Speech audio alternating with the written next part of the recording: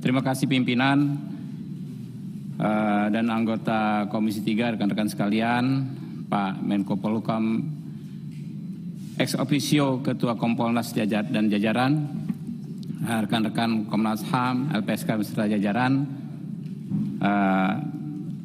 Assalamualaikum warahmatullahi wabarakatuh. Ya Pak Ketua Kompolnas, sebetulnya memang tadi sudah disampaikan oleh Pak pimpinan sidang terkait pernyataan Bapak selaku Ketua Kompolnas. Memang kita mendapat banyak info, Pak.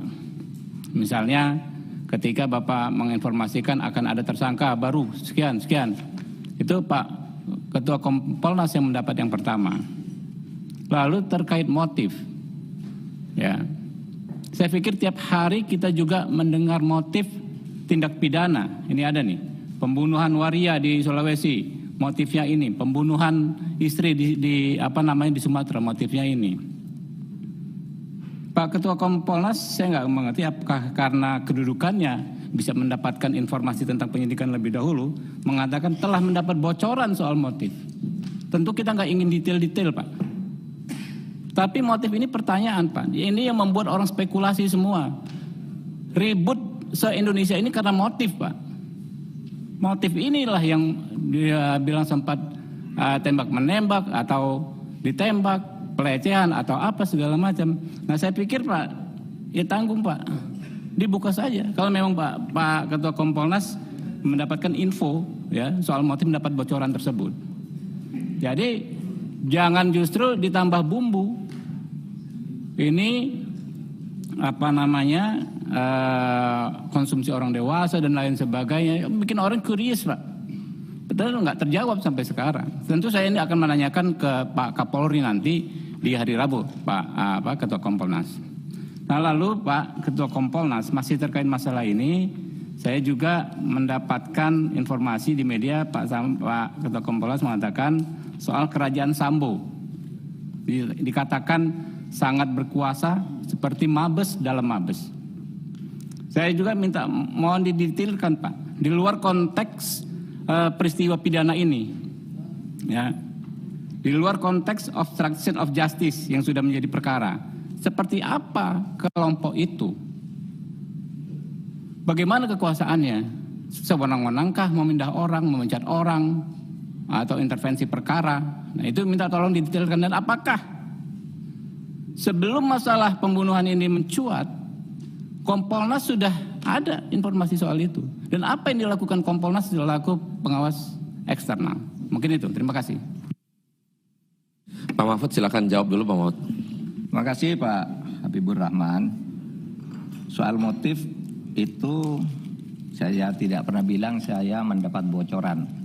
Itu memang media massa kan begitu judulnya. Mahfud MD dapat bocoran, Syahroni dapat bocoran. Tidak ada itu bocoran. Itu ngomong biasa di TV itu lalu dipetik. Ah, ini bocorannya. Padahal tidak ada kata. Nah, yang saya bilang Pak, soal motif saya tidak bisa menjelaskan. Kan di masyarakat sudah banyak. Ada misalnya kalau pelecehan seksual. Menurut itu kan macam-macam.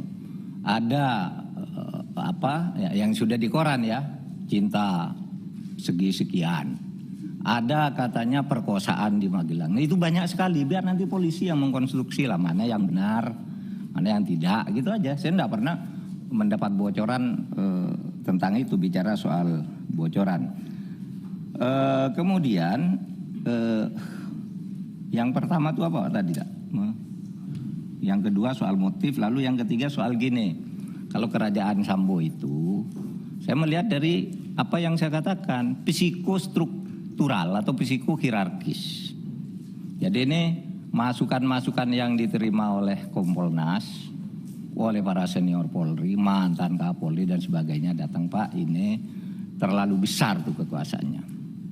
Karena apa? Dia sebagai kepala Divpropam menguasai 3 bintang 1, tapi semua bintang 1 itu diperintah untuk menyelidiki oleh ini. Hasil penyelidikannya diteruskan enggak oleh ini gitu.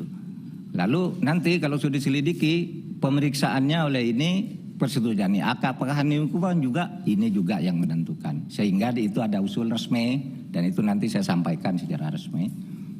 Ya nggak usah ribut-ribut, ngubah undang-undang lah, bikin kementerian lah. Ini aja nih kuncinya untuk menghilangkan psikostrukturalnya itu. Sekarang dibuat seperti lembaga kekuasaan pemerintahan itu, antara yang mengatur, yang memeriksa pelaksanaan dan yang menghukum itu dipisah aja gitu. Dan itu resmi Pak usul. Makanya itu yang saya katakan, yaitu terlalu banyak sehingga menjadi seperti kerajaan gitu. Ada apa mabes di dalam mabes, kalau anu tuh gitu ceritanya nih, kalau para orang-orang senior itu. Ini loh Pak, dia punya bintang 2, tapi sini 1, 1, 1, 3 berarti 5 dia gitu. Ilustrasinya. Dan itu yang terjadi kan. Ke dalam kasus ini kan yang terjadi kan, tidak bisa dibuka kasus itu sebelum bintang-bintang itu diserahkan dari itu. Kalau enggak kan kita masih terpaku pada skenario tembak menembak. Kalau tidak ada penyelesaian secara itu. Sekarang udah diselesaikan oleh Polri. Itu aja kalau saya jawabannya. Kalau mengumumkan tadi yang pertama, Pak, jadi gini, saya tidak mengumumkan lebih dulu sebenarnya, kan Polri malamnya sudah mengumumkan bahwa ada 2 ditangkap, 2 tersangka, tapi yang diumumkan 1. Yang 1, yang sopir itu diperiksa dulu, tapi udah tersangka kan. Kapolri kan sudah mengklarifikasi kan Kapolrinya waktu mengumumkan Sambo tersangka itu. Memang kemarin sudah 3 tersangka, sekarang yang 1 diumumkan. Sekarang kan saya bilang tersangka, tidak ngumumkan namanya siapa, alamatnya di mana, saya bilang sudah tersangka. Dan itu pun sekilas saja sebenarnya. Saya baru ketemu rapat dengan Presiden di istana itu. Sudah berapa Pak?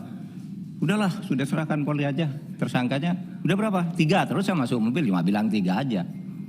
Gitu. Izin pimpinan. Enggak, tadi soal kerajaan Sambo tadi Pak Ketua Kompolnas. Di luar konteks kasus pembunuhan dan obstruction of justice, adakah Kompolnas pernah mendapatkan informasi soal kerajaan ini? Informasi itu sama dengan yang di luar, tidak bisa diverifikasi. Oleh sebab itu saya tidak pernah nyebut soal judi, soal narkoba, saya menolak.